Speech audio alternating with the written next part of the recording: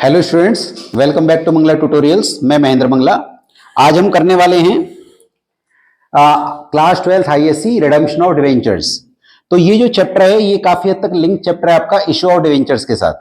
तो आप लोगों को मैंने पिछले वीडियो में ऑलरेडी बता दिया है कि डिवेंचर्स क्या होता है। डिवेंचर क्या होता है? Debenture is basically one instrument which says like the person buying the debenture is giving loan to the company. तो डिवेंचर जो है वो कंपनी के लिए क्या है? It's a debt for the company. Company के लिए क्या है? वो लोन है, और बदले में क्या देंगे हम? इंटरेस्ट। कंपनी क्या देगी बदले में? इंटरेस्ट। तो जब एक लोन है तो लोन लिया तो जाता है, कंपनी को पैसे की जरूरत है, कंपनी ने लोन लिया, but company has to repay it. तो रीपे करने को क्या बोलेंगे हम? रिडेम्पशन। तो हम इस चैप्टर में सीखेंगे कि कंपनी अपने जो लोन लिया है, कंपनी ने जो डिवेंचर इश्यू किए थे, कंपनी आज उनको वापस कर रही है उनका पैसा, that is what called redemption. तो रिडेम्पशन की जर्नल एंट्रीज क्या हैं और किस तरीके से हम उसको रिडीम करेंगे? तो हमारे जो सिलेबस में है क्या कि हम या तो लमसम पे करेंगे, लमसम मतलब सारा का सारा पैसा एक साथ, या फिर हम उसको करेंगे इंस्टॉलमेंट्स में, ड्रॉइंग बाय लॉट, टुकड़ों में। ठीक है। अच्छा, जब टुकड़ों में रिडेम्पशन की बात हम करेंगे तो रिडेम्पशन में जब टुकड़ों में करेंगे तो कोई प्रॉब्लम नहीं है, एंट्रीज बस थोड़ी ज्यादा हो जाती है। ज्यादा इन द सेंस, मान लीजिए लमसम पे करा तो मान लीजिए हमारी ड्यू की एंट्री क्या बनती है? डिवेंचर टू डिवेंचर होल्डर, और जब पे करते हैं तो डिवेंचर होल्डर टू बैंक। अब अगर आप टुकड़ों में पे कर रहे हैं, दो टुकड़ों में पे कर रहे हैं, तो यही दो एंट्री दो बार रिपीट हो जाएंगी, तो उससे कुछ फर्क पड़ने वाला ज्यादा नहीं है। तो मेन बेसिक थिंग है कि आप पहले मेथड को सीखिए, लम सम में हम किस तरीके से डिवेंचर्स को रिडीम करेंगे। मोर ओवर क्वेश्चन के एंड में ये जरूर पढ़िए कि वो क्या एंट्रीज मांग रहा है। हालांकि अब उन लोगों ने थोड़ा सा चेंज किया है, आप देखिएगा, मैं बता रहा हूं आपको, बोर्ड क्या करता है, जो चैप्टर जर्नल एंट्री बेस है वहां लेजर मांग रहा है, और जो लेजर बेस है वहां जर्नल मांग रहे हैं। तो आपको पार्टनरशिप में ज्यादा से ज्यादा जर्नल एंट्रीज के क्वेश्चंस मिलेंगे, और मैक्सिमम बच्चा throughout the year ledger बनाता है, तो इसलिए वो वहां प्रॉब्लम फेस करता है। Same way issue of shares और issue of debenture journal entry based chapters हैं, तो वहां पे लेजर आएंगे। तो आपको दोनों में एक्सपर्टाइज चाहिए, तो पहले जर्नल सीख लीजिए, लेजर तो मैं बनाना सिखा दूंगा आपको, लेजर में कोई प्रॉब्लम नहीं है। ठीक है, तो स्टार्ट करते हैं। सबसे पहले हमें क्वेश्चन का एंड देखना है कि क्वेश्चन के एंड में पूछा क्या है। कई बार वो बोलते हैं make the entries for issue of debenture and redemption. अब बच्चे ने वो ध्यान से नहीं पढ़ी लाइन और वो केवल रिडेम्पशन की एंट्री बनाया, तो उसके आधे नंबर कट जाएंगे। ठीक है, तो जैसे मान लीजिए हम बात करते हैं, इसकी जो एंट्रीज होंगी वो क्या होंगी जब हम रिडेम्पशन की एंट्रीज बनाते हैं। और रिडेम्पशन की एंट्रीज बनाने के लिए आपको सबसे पहला काम करना है DRR, डिवेंचर रिडेम्पशन रिजर्व। वो कितना परसेंट बनता है आपका पता है आपको? 10% of face value. 10% of face value बनेगा, पहला रूल क्लियर है। और जो DRI बनेगा वो कब कितना बनेगा? That is 15% of face value. अब ये बनेगा कब? DRR और DRI बनते कब है? जिस दिन रिडेम्पशन होना है, जिस डेट को रिडेम्पशन होना है, उस डेट से लेके उससे बैक जाइए, उससे पीछे वाले मार्च में। मान लीजिए मैं कहता हूं कि आपका 31 ऑफ मार्च 2015 का रिडेम्पशन होना है। 2015 डेट ऑफ रिडेम्पशन है, डेट ऑफ रिडेम्पशन। तो आपको मुझे बताइए जल्दी से कि आपको जो DRR बनाना है उसका वो कब बनाना है? ये बनाना है हमें 31 मार्च 2014। मतलब हमें क्या करना है, जिस दिन रिडेम्पशन होना है उससे बैक वाला मार्च। आपने कहा सर चलिए मान लीजिए आपकी बात के 31 ऑफ मार्च 2015 है, अगर ये 30 जून 2015 होता तो ये 31 मार्च 2015 हो जाता। जिस दिन रिडेम्पशन होना उससे बैक जाना आपको, बस उससे पिछले वाला मार्च होना चाहिए। और ये इसका डेट क्या रहेगा? इसका डेट रहेगा अप्रैल में। तो 1 अप्रैल से लेकर और आप इसको 30 ऑफ अप्रैल तक बना सकते हैं बैक डेट पे। मतलब जिस दिन रिडेम्पशन हो रहा है इससे पिछले वाला अप्रैल। तो कुछ बुक्स में 1 अप्रैल को भी बन रखा है, कुछ में 30 अप्रैल को भी बन रखा है। तो वो या तो मंथ का स्टार्टिंग ले रहे हैं या एंड ले रहे हैं, ताकि आपको उसका इंटरेस्ट कैलकुलेशन इजी हो जाए। ठीक है, तो एंट्री क्या बनती है आपको? अगर DRR बनाना है तो उसकी क्या एंट्री बनेगी? DRR बनाने की एंट्री बनेगी surplus in statement of profit and loss account debit to DRR, debenture redemption reserve. Surplus in statement of profit and loss account debit to DRR, ये एंट्री बनेगी। और ये कितनी बनेगी? फेस वैल्यू का 10%। और जो DRI बनेगी वो कितनी बनेगी? उसकी एंट्री क्या बनेगी? Debenture redemption investment account debit to bank. ये हम उसको रिडीम, मतलब उसको जो हम इन्वेस्ट करेंगे उसकी एंट्री बनेगी। ये पॉइंट क्लियर है, कोई दिक्कत इसमें? तो ये हम एंट्री कब बना रहे हैं, मैंने आपको बता दी कि किस डेट पे हम इन एंट्रीज को बनाएंगे। अब जिस दिन हम रिडम्पशन करेंगे, तो on the date of redemption, redemption की डेट पे हमें क्या एंट्री बनानी है? एंड इस एंट्री को उल्टा कर दीजिए, क्या एंट्री बन जाएगी? Bank account debit to debenture redemption investment. ये पॉइंट क्लियर है भी सबको? साथ साथ बोलेंगे तो जल्दी याद होगा। और अब इसके बाद आपको डिवेंचर्स को रिडीम करने की एंट्रीज बनानी है। क्या एंट्री बनेगी? जब ड्यू करेंगे तो एंट्री बनेगी debenture account debit to debenture holder, और जब पे करेंगे तो क्या एंट्री बनेगी? Debenture holder account debit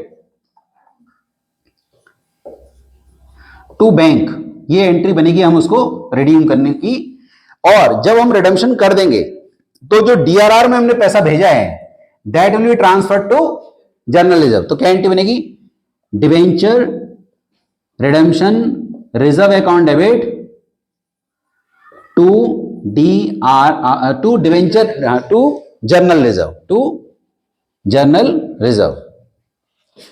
journal reserve. ये पॉइंट क्लियर है? किसी को कोई डाउट है तो पूछ लीजिए। ये बेसिक मैंने आपको बताया। अब आपने कहा सर अगर एंट्री इशू की भी मांग रखी है, तो इशू की एंट्रीज मैंने आपको पिछले वीडियोस में ऑलरेडी डिस्कस की है कि क्या जर्नल एंट्रीज बनेगी। जैसे मान लीजिए आप इशू की एंट्री बना रहे हैं, तो पहले एंट्री क्या बनेगी? मान लीजिए सारा पैसा आपने एप्लीकेशन पर ही मंगा लिया, तो क्या एंट्री बनाएंगे? Bank account debit to debenture application and allotment, और फिर ट्रांसफर करने की debenture application allotment to percentage debenture. बस वो डिपेंड करता है कि आपकी एंट्रीज क्या है, वो आपने इशू वाले चैप्टर्स में मैंने ऑलरेडी डिस्कस किए हैं। बट अगर उसमें लिखा है कि issue of debentures at par redeemable at premium, तो उस केस में इशू के एंट्रीज में आपका लॉस डेबिट भी हो जाता है, वो मैंने आपको डिस्कस किया हुआ है। तो इस चैप्टर से लिंक तो ये एंट्री आपकी आ गई। अब इसमें एक और पॉइंट आता है, वो क्या है कि अगर मान लीजिए आप यहां पे जो रिडम्पशन कर रहे हैं वो प्रीमियम पे कर रहे हैं, तब ये एंट्री क्या बनेगी? ये वाली एंट्री बताइए। अगर आप जो रिडम्पशन कर रहे हैं वो प्रीमियम पे कर रहे हैं, तो क्या एंट्री बनेगी? तब हमारी एंट्री बनेगी, बताइए, थोड़ा सा रिकॉल करिए। अगर हमें रिडम्पशन प्रीमियम पे करना है तब क्या एंट्री बनेगी? Debenture account debit premium on redemption of debenture account debit to debenture holder, और जब पे करेंगे तो डिवेंचर होल्डर टू बैंक। ये पहला पॉइंट क्लियर हो गया आप सबको? क्लियर है? पर इसमें मैंने स्टार्टिंग की जो एंट्री है इशू की वो नहीं बनाई है। इशू की entry as per the question, अगर क्वेश्चन कहे तो आपको इशू की एंट्रीज भी बनानी है, वो मैंने इशू ऑफ डिवेंचर्स वाले वीडियो में डिस्कस किया हुआ है। उसके बाद जो नेक्स्ट टॉपिक हम डिस्कस कर रहे हैं वो है कि अगर आपको इसका इंटरेस्ट का एंट्री बनाना पड़ेगा तो क्या एंट्री बनाएंगे आप? इंटरेस्ट का एंट्री। किसका इंटरेस्ट का एंट्री बताइए? जो आपने इन्वेस्ट किया है, ये जो आपने इन्वेस्ट किया है, तो इसका अगर इंटरेस्ट का एंट्री बनेगा तो क्या बनेगा? तो एंट्री क्या बनी है? Bank to DRI. तो क्या बन जाएगी? Bank to DRI to interest earn, तो इंटरेस्ट अर्न या क्रेडिट हो जाएगा। अब ये इंटरेस्ट कितने मंथ्स का निकलेगा ये डिपेंड करता है। मान लीजिए आपने जो इन्वेस्ट किया वो करा 30th ऑफ मार्च को, 30th ऑफ अप्रैल को, कितना? 30th ऑफ अप्रैल 2024 और 2014, 30th अप्रैल 2014 को हमने क्या किया? इन्वेस्ट किया। और हम बेच कब रहे हैं? हम बेच रहे हैं 31 मार्च 2015। बताइए कितने मंथ्स का निकलेगा? 11 मंथ्स का। बहुत बढ़िया, 11 मंथ्स का निकालेंगे। और आपको रेट गिवन होगा क्वेश्चन में कि किस रेट पे लगेगा, वो क्वेश्चन में गिवन होगा हमेशा। ये पॉइंट क्लियर है भाई? तो ये एंट्री यहां पे आ सकती है। इसमें भी एक और प्रॉब्लम है, इसी एंट्री में, इस एंट्री में एक और प्रॉब्लम क्या होती है? टीडीएस। अगर इसी एंट्री में टीडीएस भी हो, टीडीएस, तो टीडीएस कलेक्टेड डेबिट हो जाएगा। क्या हो जाएगा? टीडीएस कलेक्टेड डेबिट हो जाएगा। मैं वो एंट्री आपको एक बार बता देता हूं क्या है। उसमें आपका टीडीएस डेबिट हो जाएगा, टीडीएस कलेक्टेड या टीडीएस डिपॉजिटेड। तो bank account debit TDS deposited या collected account debit to DRI to interest earn. अब आपने कहा सर अमाउंट कैसे फिल करेंगे, मैं बता देता हूं। मान लीजिए आपका इंटरेस्ट आता है 60,000, कितना आता है 60,000, और जो टीडीएस है वो है 10%, कितना है, तो 60,000 का आपका 6,000 यहां आ जाएगा, 60,000 का 6,000 ऊपर आ जाएगा। ये पॉइंट क्लियर है भी, बताइए मुझे आप, समझ में आ गया। और यहां पे आपका जो इन्वेस्टमेंट आ जाएगा और यहां पे उसका, इन दोनों को टोटल करके इसको लेस कर दीजिएगा तो ये वैल्यू आ जाएगी, बैलेंसिंग फिगर आ जाएगी। डन, समझ में आ गया। अच्छा, अब ना हम इसमें एक रूल और समझेंगे। वो रूल क्या है आपका, कि अगर मान लीजिए मैं आपसे पूछ रहा हूं, आप बताइएगा, आप थोड़ा रिकॉलिंग करने की कोशिश कीजिए। अगर क्वेश्चन में ये लिखा है कि ये एक बैंकिंग कंपनी है, क्या है, बैंकिंग कंपनी, तो बैंकिंग कंपनी के लिए आपको डीआरआर और डीआरआई दोनों ही बनाना जरूरी नहीं है। तो वहां पे अगर आपको इशू और रिडेम्पशन की एंट्री पूछ ली जाए तो आपको क्या करना है, आपको बस इशू की 2 एंट्री बनानी है, 2 आपको रिडेम्पशन की एंट्री बनानी है। इशू की 2 एंट्री आपको आती है, रिडेम्पशन की 2 एंट्री आपको आती है। ना तो डीआरआर बनाना है ना डीआरआई बनाना है। ये पॉइंट क्लियर है, ठीक है। अब पॉइंट ये आता है, सुनिएगा ध्यान से, सुन लीजिएगा। अब ये कौन सी कंपनी के लिए बनाना है, डीआरआर और डीआरआई दोनों, ये है अनलिस्टेड कंपनी, अनलिस्टेड कंपनी। अगर कंपनी अनलिस्टेड है तो उसको डीआरआर भी बनाना है और उसको डीआरआई भी बनाना है। अगर बैंकिंग कंपनी है, अगर बैंकिंग कंपनी है तो क्या है, डीआरआर भी नहीं बनाना, डीआरआई भी नहीं बनाना, और लिस्टेड को, अनलिस्टेड को डीआरआर भी बनाना है, डीआरआई भी बनाना है। और अगर ये लिस्टेड कंपनी है, अगर ये लिस्टेड कंपनी है तो क्या होगा, डीआरआर बनाना है नहीं बनाना, डीआरआर नहीं बनाना, केवल डीआरआई बनाना है, केवल डीआरआई बनाना है, ठीक है, याद रहेगा। तो अगर अनलिस्टेड कंपनी है डीआरआर डीआरआई दोनों बनेंगे, बैंकिंग कंपनी है तो डीआरआर डीआरआई कोई नहीं बनेगा, और अगर लिस्टेड कंपनी है तो डीआरआर नहीं बनाना, केवल डीआरआई बनाना है। ये पॉइंट क्लियर है भी आप लोगों को, पक्का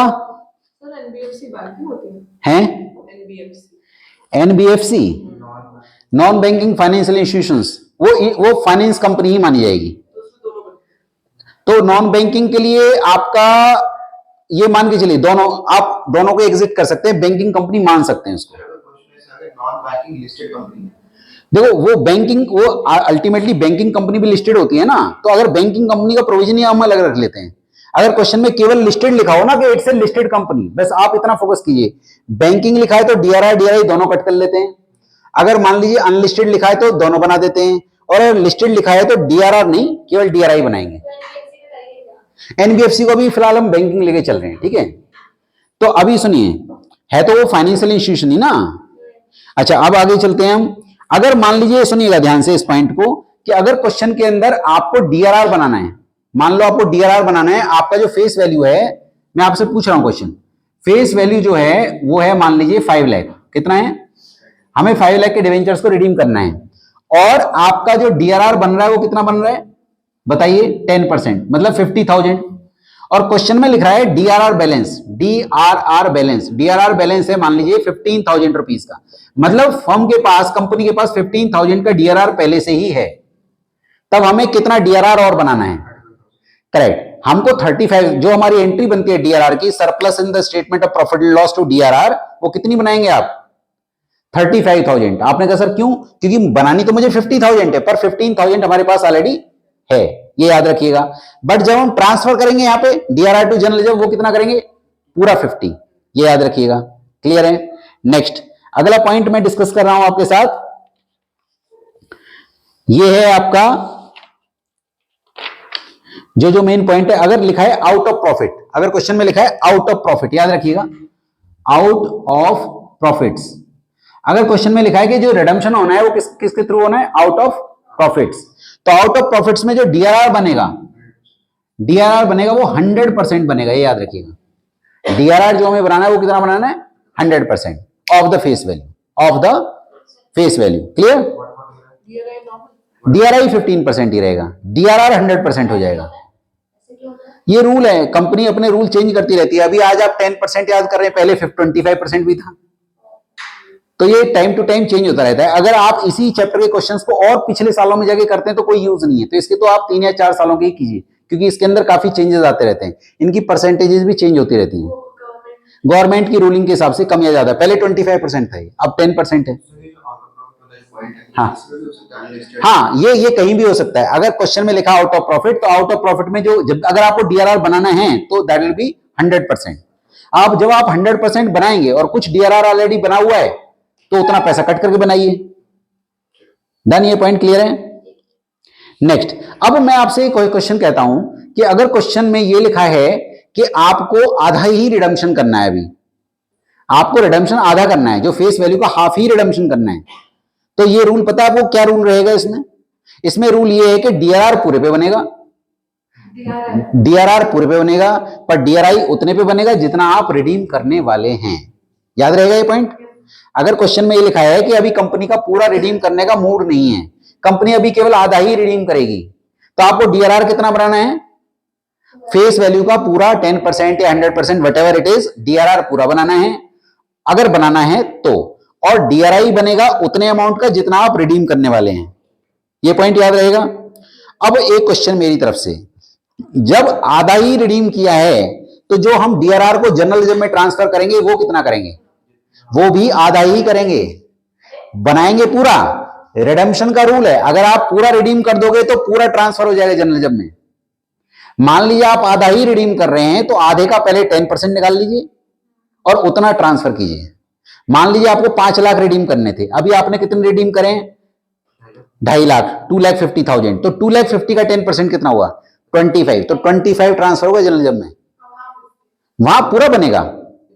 मतलब पहले उल्टा हुआ था कि मतलब 15,000 का बैलेंस था। नहीं, वो पॉइंट अलग है, सुनिएगा ध्यान से। वो पॉइंट अलग है। आपका पॉइंट क्या है कि आपका अगर मान लीजिए हमें डीआरआर बनाना है 50,000 और हमारे पास डीआरआर का एक बैलेंस है, कितना बैलेंस है? 15। तो जो आप डीआरआर बनाओगे तो 15 नहीं बनाना, 35 बनाना है, पर ट्रांसफर कितना करना है? पूरा 50 ट्रांसफर करना है, क्योंकि हम रिडीम तो पूरा ही कर रहे हैं ना। यहां हमने डीआरआर पूरा क्यों नहीं बनाया? क्योंकि हमारे पास डीआरआर ऑलरेडी थोड़ा सा है, डीआरआर हमारे पास थोड़ा सा है, बट आपने यहां पे ट्रांसफर कितना करना है? कितना करोगे ट्रांसफर? यहां पे ट्रांसफर नहीं भाई, अगर मैं फिर रिपीट कर रहा हूं, आपके पास 50 है और नहीं 50,000 बनाना है और 15,000 आपके पास डीआरआर में है। कितना है?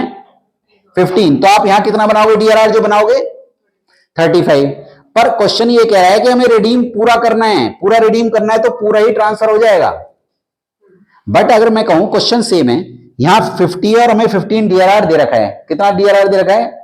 15। और क्वेश्चन ये कह रहा है कि हमें रिडीम आधा करना है, तो बनेगा कितना? 35। 35 क्यों बना? क्योंकि 15 हमारे पास है, पर जब ट्रांसफर करेंगे तो 25 करेंगे, 50 का आधा, क्योंकि आधा रिडीम करा। आपने कहा सर अगर हम 1/4 रिडीम करें तो 1/4, पहले आप उसका 1/4 निकाल लीजिए, इसका 1/4 निकाल लीजिए। ये 20% रिडीम करा है, इसका 20% निकाल लीजिए। कितना हुआ 20%? 1 लाख। 1 लाख का 10% ट्रांसफर होगा, जितना रिडीम कर रहे हैं उतने फेस वैल्यू का 10% ही ट्रांसफर होगा। अब ये चीज आपको कहां काम आएगी? ये आपको चीज काम आएगी जब हम ड्राइंग बाय लॉट, सुन लीजिएगा, जब आप ड्राइंग बाय लॉट में रिडीम करेंगे, मान लीजिए आपको 3 लाख आपको रिडीम करने, 1 लाख 1 लाख 1 लाख, तो वहां डीआरआर कितने बनेगा? पूरे 3 लाख पे, पूरे 3 लाख पे बनेगा, पर डीआरआई कितने बनेगा? 1 लाख पे जो आप रिडीम करने वाले हैं। और ट्रांसफर भी कितना कितना होगा? 1 लाख का 10%, 10,000 वहां ट्रांसफर होगा, फिर 10 आगे ट्रांसफर होगा, फिर 10 आगे ट्रांसफर होगा। हाँ, वो मैं बताऊंगा ड्राइंग बाय लॉट में। ये वाला पॉइंट आप लोगों को क्लियर हो गया। तो मैंने आपको जो पहला मेथड है लमसम मेथड, उसके रूल्स डिस्कस किए। अब मैं ड्राइंग बाय लॉट पे जा रहा हूं, ठीक है। तो अगर हाफ इंस्टॉलमेंट करनी है रिडीम, हाँ, तो हम बनाएंगे फुल, और डीआरआर फुल बनेगा, फुल पे। डीआरआई जो बनेगा वो उतने अमाउंट पे बनेगा जितना आप पे करने वाले हो, और जितना पे कर दोगे उसका 10% ट्रांसफर होगा जर्नलिज्म में, ठीक है। चलिए अब हम ड्राइंग बाय लॉट पे डिस्कस करते हैं कि किस तरीके से हम इसको करेंगे। मैं इसको इरेज कर रहा हूं, ठीक है। कुछ रूल रिकॉल हुए इस चैप्टर के? पहले मुझे बताइए, है भाई आप लोगों को रूल रिवाइज हुए? बताओ भी, मैं आप लोगों से पूछ रहा हूं, रूल रिवाइज हुए कुछ? ठीक है, अब हम ड्राइंग बाय लॉट कर रहे हैं और ड्राइंग बाय लॉट का रूल सुन लीजिए। केवल रूल समझ जाएंगे तो आप क्वेश्चन भी आराम से कर पाएंगे। ठीक है, मैं आपसे कुछ क्वेश्चनिंग कर रहा हूं, आप मुझे जल्दी जल्दी आंसर दे दीजिए। मान लीजिए मैं आपसे ये कह रहा हूं कि हमें जो रिडीम करना है, कोई एक पर्टिकुलर एग्जांपल ले लेते हैं। मान लीजिए हमको ₹3 लाख रिडीम करने हैं। कितने? 3 लाख रिडीम करने हैं इन 3 इंस्टॉलमेंट्स, 3 इंस्टॉलमेंट्स इक्वल इंस्टॉलमेंट्स हैं, मतलब 1 लाख 1 लाख 1 लाख। तो मुझे बताइए जो डीआरआर बनेगा वो कितने बनेगा? डीआरआर ऑन 3 लाख कितना बनेगा? वो 30,000। पहला पॉइंट। अब जो ये डीआरआर बनेगा इसका रूल समझ लीजिए। क्वेश्चन ये कह रहा है कि डीआरआर बनेगा, बना दीजिए एक ही अमाउंट 30,000। क्वेश्चन कह रहा है डीआरआर को 2 टुकड़ों में बनाना है तो 15-15। क्वेश्चन कह रहा है कि इसको 3 टुकड़ों में बनाना है तो 3 टुकड़ों में बनाइए, 10-10-10। क्वेश्चन कहेगा ये बात और क्वेश्चन कुछ नहीं कह रहा है तो पूरा 30,000 का डीआरआर बन जाएगा पूरे 3 लाख पे एक बार में। क्वेश्चन कहीं 2 बार में बनाई, 2 बार में बनाई। क्वेश्चन कहीं 3 बार में बनाई, 3 बार में बनाई। क्वेश्चन कहीं 4 बार में बनाई, 4 बार में बनाई। क्वेश्चन जैसा कहे, क्वेश्चन नहीं कह रहा तो एक बार में। ये वाला पॉइंट क्लियर है सबको? अब जब डीआरआर बन जाएगा, ध्यान से सुनिएगा इस बात को, तो डीआरआर के साथ कॉन्सेप्ट ये होता है, कई बार वो कहता है कि पहली इंस्टॉलमेंट बना दीजिए आप 6,000 की, दूसरी इंस्टॉलमेंट बना दीजिए 8,000 की और थर्ड इंस्टॉलमेंट बैलेंस। अब बच्चा परेशान के क्या करूं? आपको पता है टोटल 30 बनना है। पहली इंस्टॉलमेंट उसने खुद डिसाइड कर दी क्वेश्चन ने, दूसरी भी कर दी डिसाइड, तो तीसरी आप डिसाइड कर दीजिए। 30 में से दोनों को हटा दीजिए, कितना हुआ? 16। अब जरा ध्यान से सुनिए, अब जो मैं बोलने जा रहा हूं, क्वेश्चन ये है कि जब तक डीआरआर की सारी इंस्टॉलमेंट्स बन नहीं जाएंगी, क्या बताया मैंने? जब तक डीआरआर की सारी इंस्टॉलमेंट्स बन नहीं जाएंगी तब तक आप डिवेंचर्स की एक इंस्टॉलमेंट भी रिडीम नहीं कर सकते। तो इसका मतलब ये हो गया कि अगर मान लो 2020 मार्च से हमें रिडीम करना चालू करना है तो उससे पहले पहले मार्च 2020 से पहले पहले डीआरआर की सारी इंस्टॉलमेंट्स बन जानी चाहिए। ये पॉइंट क्लियर हो गया? ये क्वेश्चन में ऑलरेडी लिखा होगा पर आप रूल वाइज समझ लीजिए। जब तक डीआरआर की सारी इंस्टॉलमेंट्स पूरी हो नहीं जाएंगी तब तक आप डिवेंचर्स की एक इंस्टॉलमेंट भी रिडीम नहीं कर सकते। ये पॉइंट क्लियर है? समझ में आ गया? डीआरआर क्लियर है? ठीक है। अब डीआरआर के बाद आती है बात डीआरआई की। डीआरआई कितना बनेगा? आपकी इंस्टॉलमेंट है 1 लाख 1 लाख 1 लाख, तो 1 लाख का 15% बनेगा, 1 लाख का 15%। कितना बना? 15,000। अब देखिए एज पर रूल मुझको 15,000 का डीआरआई बनाना है, फिर उसे बेचना है पहली इंस्टॉलमेंट के रिडेम्पशन पे, फिर मुझे दूसरी इंस्टॉलमेंट के लिए फिर 15,000 बनाना है, फिर बेचना है, फिर तीसरी इंस्टॉलमेंट के लिए फिर 15,000 बनाना है, फिर बेचना है। तो इट्स बेटर, अब वो ये कहते हैं कि आप एक काम करिए, क्योंकि आपको हर बार 15,000 ही बनाना है तो आप पहली इंस्टॉलमेंट को रिडीम करने से पहले बना दीजिए और थर्ड इंस्टॉलमेंट को पे करने से पहले बेच दीजिए। एक बार बनाइए बस। आपने कहा सर क्यों? क्योंकि हर बार 15 ही बनेगा, फिर बिकेगा, फिर बनेगा, फिर बिकेगा, फिर बनेगा, फिर बिकेगा। इट्स बेटर कि आप पहली इंस्टॉलमेंट को रिडीम करने से पहले बना लीजिएगा 15,000 और उसको इन्वेस्टेड ही रहने दीजिए, क्योंकि हर बार 15 ही बनना है। और लास्ट इंस्टॉलमेंट जो होगी तीसरी वाली, उसको रिडीम करने से पहले बेच दीजिए बस। वो एक ही 15, 3 बार नहीं। मैं भी यही रिपीट करना चाह रहा हूं, 15 बनी फिर बेची, 15 बनी फिर बेची, 15 बनी फिर बेची। तो अगर आपको 3 बार इन्वेस्ट करना है फिर 3 बार बेचना, क्यों ना हम इन्वेस्ट एक ही बार करें और वो भी 15, केवल 15, और एक ही बार बेच दें बस थर्ड इंस्टॉलमेंट से पहले। फर्स्ट इंस्टॉलमेंट से पहले बना दें, थर्ड इंस्टॉलमेंट से पहले सेल होगी, वो 15 ही होगी केवल।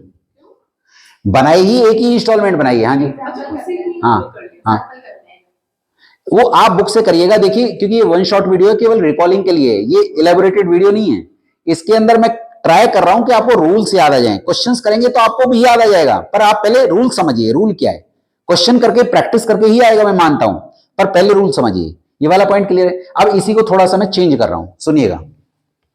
अगर मैं आपसे ये कहूं कि जो ये हम इंस्टॉलमेंट्स हैं हमारी, वो क्या हैं, सुनिएगा ध्यान से। अगर मैं इन इंस्टॉलमेंट्स को थोड़ा चेंज कर देता हूं, हमको टोटल जो रिडीम करना है वो करना है 10 लाख। कितना करना है? 10 लाख। ध्यान से सुनिएगा इस बात को। पहली इंस्टॉलमेंट 3 लाख है, अगली इंस्टॉलमेंट हमारी है 2 लाख, और फिर अगली इंस्टॉलमेंट है 5 लाख। ध्यान से सुनिएगा इसे। तो मुझे जो डीआरआर बनाना है वो कितना बनाना है, जल्दी से बोल दीजिए। 10 लाख का कितना, 10%, 10% ऑफ 10 लाख कितना हो गया वो, ₹1 लाख। अब इसकी एंट्री आप बना लीजिएगा, चाहे वो कहीं 2 टुकड़ों में बनाओ, 1 में बनाओ, 3 में बनाओ, 4 में बनाओ, जितने में वो बोले बना दीजिएगा।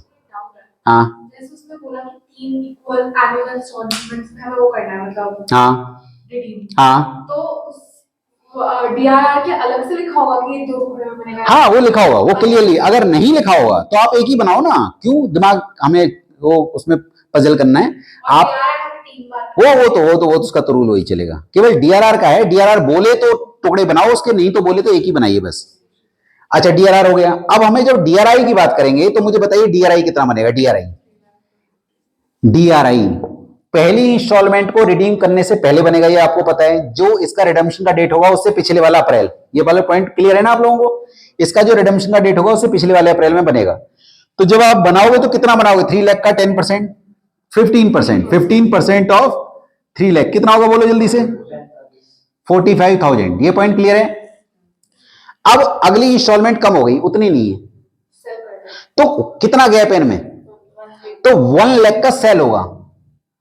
1 लाख का 15% कितना हो गया, 15,000। ये तो इन्वेस्ट हुआ था, ये क्या हुआ था, इन्वेस्ट, और ये सेल होगा, क्या होगा, पूरा सेल नहीं किया हमने, मैं रिपीट कर रहा हूं, मैंने 3 लाख का 15% इन्वेस्ट किया, कर दिया, पर अगली इंस्टॉलमेंट कम हो गई, कितनी कम हो गई, 1 लाख। तो 1 लाख का 15% सेल कर दीजिए, हैं? हाँ, उससे पहले, मतलब 30, इसकी सेकंड वाली को इसको रिडीम करने से पहले आप उसको, या उसी टाइम कर दीजिए जब ये रिडीम कर रहे होंगे। आप पूरा मत बेचिए, कितना बेचेंगे, 1 लाख बेच दीजिए। सीक्वेंस क्या होगा, सबसे पहले हमने मतलब इसको रिडीम करने से पहले, इसको रिडीम करने से पहले हमने 45 बना दिया। अब जब हम इसको रिडीम करने जाएंगे तो उस टाइम हम बेच देंगे 1 लाख का, 1 लाख का 15% हमने बेच दिया। अब अगली इंस्टॉलमेंट फिर बढ़ गई, कितनी बढ़ गई बताइए जरा, 3 लाख से बढ़ गई। तो 3 लाख का, 3 लाख किसका गैप, 2 से 5 का गैप, 3 लाख का कितना, 15%, कितना हो गया, 45,000 दोबारा से इन्वेस्ट कर दीजिए, इन्वेस्ट करिए इसे, क्या कर दीजिए, इन्वेस्ट। अब क्या करेंगे आप, अब जब ये 5 लाख आप रिडीम करने जाओगे उस टाइम बेचोगे, और कितना बेचोगे बता दीजिए आप मुझे, कितना बेचोगे। देखो 45 था, 45 में से 15 बिक गया, कितना बचा, 30, 30 और 45 कितना होता है, 75। अब last instalment before making payment of last instalment, आप क्या करोगे बोलो, before payment of last instalment ₹75,000 को डीआरआई को हम क्या करेंगे, सेल कर देंगे। 75 क्यों बेचा देख लीजिए आप, इन्वेस्ट किया 45, 15 बेच दिया, कितना बचा 30, फिर हमने 45 और इन्वेस्ट किया तो कितना हो गया 75। अब कितना बिकेगा, 75 ही बिकेगा। इन्वेस्ट और सेल करने की जो एंट्रीज है, हाँ, वो कैसे बनेगी? देखो जब भी आप इन्वेस्ट करते हैं तो डीआरआई टू बैंक, और जब बेचते हैं तो बैंक टू डीआरआई। अब एक और रूल, अब आप जब डीआरआर ट्रांसफर करोगे तो पहली इंस्टॉलमेंट के यहां पे कितना डीआरआर ट्रांसफर करोगे, जल्दी बता दीजिए, डीआरआर ट्रांसफर कितना होगा, इसका 10%। डीआरआर बनाया मैंने पूरा 1 लाख है, कितना बनाया है 1 लाख, पर जो DRR transfer to general reserve होगा वो कितना होगा बोलिए, इसका 10%, मतलब 30,000 यहां होगा, यहां पे कितना होगा, यहां पे 20,000 होगा, और यहां कितना ट्रांसफर होगा, ये पॉइंट क्लियर है। ट्रांसफर 3 बार करना, 3, जितनी बार आप रिडीम करोगे उतना आप 10%, उस जितना आपने ये रिडीम करा तो इसका 10%, ये रिडीम करा इसका 10%, ये रिडीम करा इसका 10%। ये मैंने इस चैप्टर के सारे रूल्स आप लोगों से डिस्कस किए। अब पॉइंट आता है इसका लेजर। तो जो लेजर अकाउंट आप बनाओगे तो आपको केवल उन्हीं एंट्रीज को फोकस करना है जो एंट्रीज उससे कंसर्न कर रही है, क्लियर। जैसे मान लीजिए आपसे कहा जाए डिवेंचर होल्डर का अकाउंट बनाइए, किसका, डिवेंचर होल्डर का अकाउंट, डिवेंचर होल्डर का अकाउंट बनाइए। बताइए आप मुझे इस वाले क्वेश्चन में डिवेंचर होल्डर के अकाउंट में क्या करने वाले हैं आप बताइए। आपको डिवेंचर होल्डर की एंट्री कहां पे बनानी है, जब आप रिडीम करोगे, और रिडम्पशन की डेट आपको पता है, इसकी रिडम्पशन की डेट अलग होगी, इसकी अलग, इसकी अलग, तो आप उस एंट्री को बनाओगे क्या, बताओ क्या बनाओगे, बोलो, पहली बनेगी debenture to debenture holder, debenture to debenture holder. तो debenture to debenture holder, debenture holder में क्या लगोगे? बोलो, बाय डिवेंचर कितना? 3 लाख। और अगली एंट्री क्या बनेगी? डिवेंचर होल्डर टू बैंक, तो यहाँ टू बैंक हो जाएगा, पहला ईयर कंप्लीट। फिर अगला क्या बनेगा? अगला बनेगा वही same, debenture to debenture holder. तो डिवेंचर होल्डर में क्या आएगा? बाय डिवेंचर, बाय डिवेंचर कितना? 2 लाख अगले साल में। और जब पे करोगे तो टू बैंक, ये भी क्लोज हो गया। मतलब मैं सारी एंट्री क्यों बनाऊं? अगर आपसे केवल लेजर मांग लिया जाए तो जर्नल एंट्रीज मन में सोचो या कहीं रफ में थोड़ा सा छोटा सा लिख लो, केवल पोस्ट करना है। और ऐसे ही तीसरे साल में भी आप कंप्लीट क्लोज कर दोगे इसको। ये पॉइंट क्लियर हुआ? अच्छा, इसमें मैं एक छोटा सा मॉडिफिकेशन करूं, ये तीसरे साल का बाय डिवेंचर कितना? 5 लाख। और जब हम यहां पे करेंगे तो क्या करेंगे? To bank. मैं रिपीट कर देता हूं, मेरी एंट्री बनी debenture account debit to debenture holder, तो डिवेंचर होल्डर में क्या लिखूंगा? By debenture. तो ये कितना? 5 लाख। इसमें मैं एक छोटा सा मॉडिफिकेशन कर रहा हूं, मैं ये देखना चाहता हूं कि आप कितना सही आंसर कर पाते हैं। अगर इसी क्वेश्चन में मुझे 5% के प्रीमियम पे रिडीम करना होता तब क्या एंट्री बनती? अगर क्वेश्चन में लिखा है कि जो रिडम्पशन होना है वो 5% के प्रीमियम पे होना है, तो इसका 5% कितना हो जाएगा? बोलो, 15,000। इसका 5% कितना हो जाएगा? 10,000। इसका 5% कितना हो जाएगा? बोलिए, 25,000। तब क्या एंट्री बनेगी? तब मेरी एंट्री बनेगी debenture account debit premium on redemption of debenture account debit to debenture holder.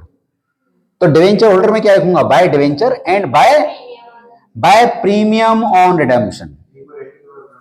Entry बनेगी debenture account debit premium on redemption of debenture account debit जब ड्यू करेंगे टू डिवेंचर होल्डर। तो आपको जब डिवेंचर होल्डर में क्या लिखना है? By debenture by premium redemption कितना? ये हो जाएगा 315। और जब आप पे करोगे कितना पे करोगे? 315 बस। ऐसे ही यहां पे हो जाएगा, ये यहां पे 10,000 और आ जाएगा, तो कितना हो जाएगा? 210। और जब पे करोगे कितना पे करोगे? 210। क्लियर? मान लीजिए यहां पे बात करें तो यहां 25 और आ जाएगा। क्या लिखेंगे? By premium on redemption. यहां पे भी क्या आ जाएगा? By premium on redemption. और जब पे करेंगे तो वही सेम, यहां पे 225 पे कर देंगे आप। अब आप मुझे बताइए कि कितना आप लोगों को क्लियर हुआ।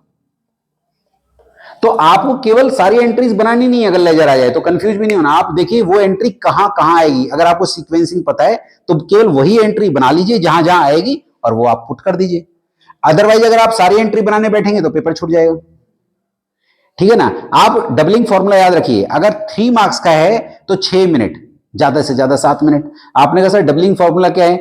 सिंपल है, अगर आपको वहां पर 80 मार्क्स का पेपर है तो डबल कर लीजिए, कितना हुआ? 160 मिनट्स, बट आपको 180 मिनट्स मिलेंगे, तो 20 मिनट हम एक तरह से डेज ऑफ ग्रेस जैसे होता है, तो आपका मिनट्स ऑफ ग्रेस कह लीजिए। तो कि भी इतने मिनट्स ग्रेस हैं आपके पास, 20 मिनट्स का एक आपके पास बफर टाइम है, बफर टाइम जोन है, इन द सेंस के ये बचा लेगा टाइम। और आप इस टाइम को और बढ़ा सकते हैं। आपने कहा सर कैसे बढ़ा सकते हैं? अगर आपका कोई 1 मार्क वाले जो एमसीक्यूज आप करेंगे, एमसीक्यूज तो आएंगे ना आपके 20, उस एमसीक्यूज में से आप क्या कर सकते हैं, जितने भी एमसीक्यूज आपके आएंगे, अगर कोई ऐसा एमसीक्यू है जिसको आपको पता है कि ये तो यही आंसर है, तो वो 2 मिनट टाइम लगना चाहिए, आप 1 मिनट में कर लीजिए, तो आपका बफर टाइम और बढ़ेगा।